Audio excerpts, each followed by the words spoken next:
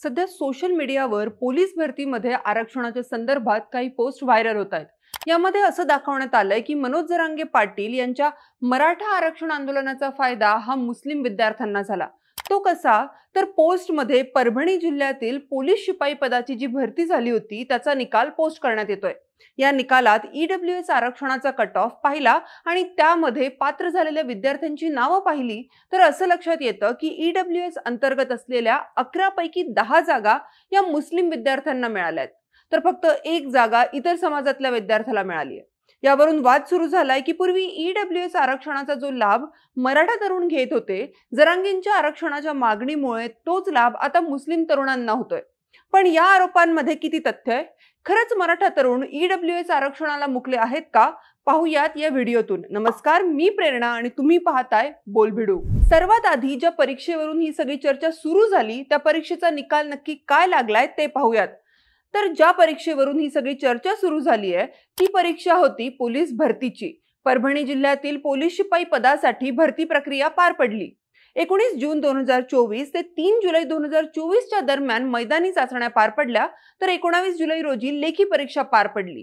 त्यानंतर 26 जुलै रोजी परभणी पोलीस विभागानं या परीक्षेची तात्पुरती निवड यादी आणि प्रतीक्षा यादी जाहीर केली। आता या निकालात नक्की काय दिसून आलंय?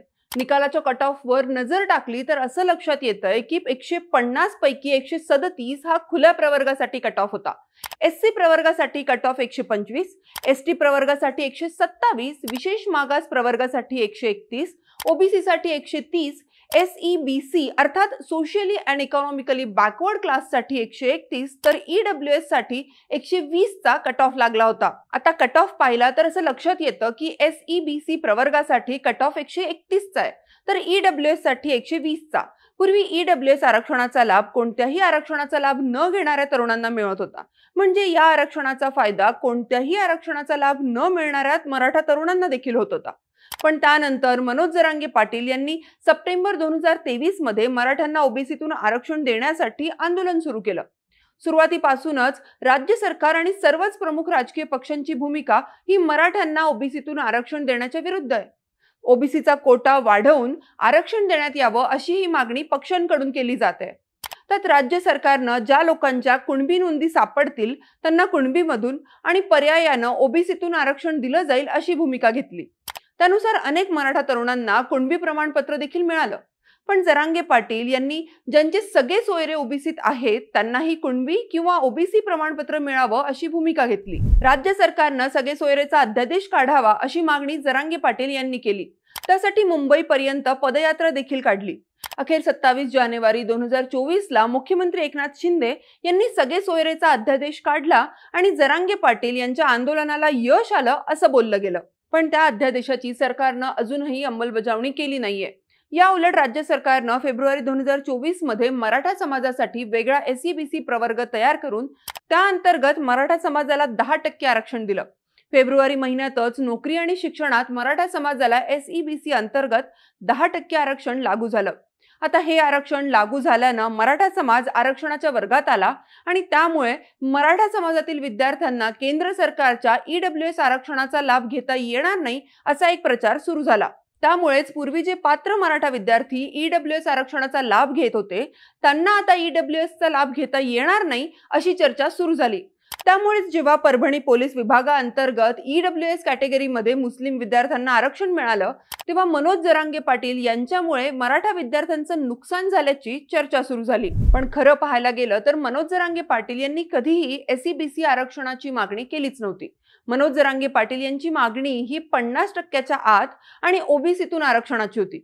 पण त्यांनी जी ओबीसीतून आरक्षणाची मागणी केली होती त्यानुसार देखील कट ऑफ पाहिला तर असं लक्षात येतं की पोलीस भरतीमध्ये ओबीसीचा कट ऑफ हा 130 आहे, तर एसईबीसीचा कट ऑफ हा 131 आहे। मराठा विद्यार्थ्यांना ओबीसी आरक्षणाचा लाभ मिळाला असता तर ओबीसीचा कट ऑफ अजूनच जास्त वर आला असता अशी ही शक्यता आहे।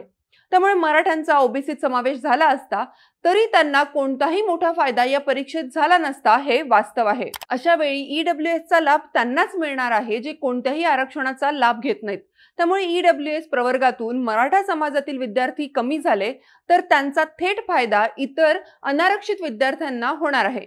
मराठ्यांच्या नंतर महाराष्ट्रात सर्वात मोठा अनारक्षित वर्ग हा मुस्लिम समाज आहे।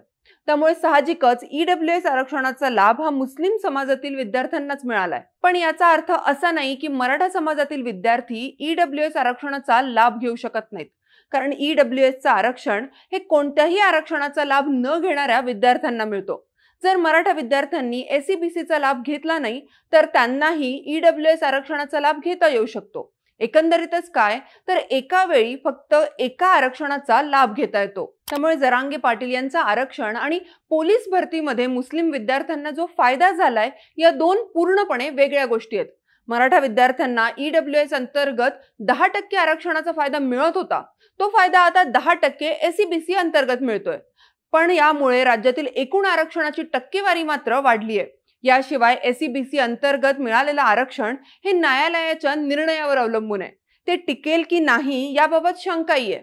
नुकतंच पटना हायकोर्टानं बिहारनं जे आरक्षण वाढवलं होतं ते रद्द केलंय, त्यामुळे मराठा समाजाला एसईबीसी मधून दिलेलं आरक्षण देखील टिकणार नाही असं बोललं जातंय। पण कोर्ट प्रत्येक केस ही वेगळ्या पद्धतीनं हाताळतं, त्यामुळे एसईबीसी अंतर्गत कोर्टाचा निर्णय काहीही येऊ शकतो।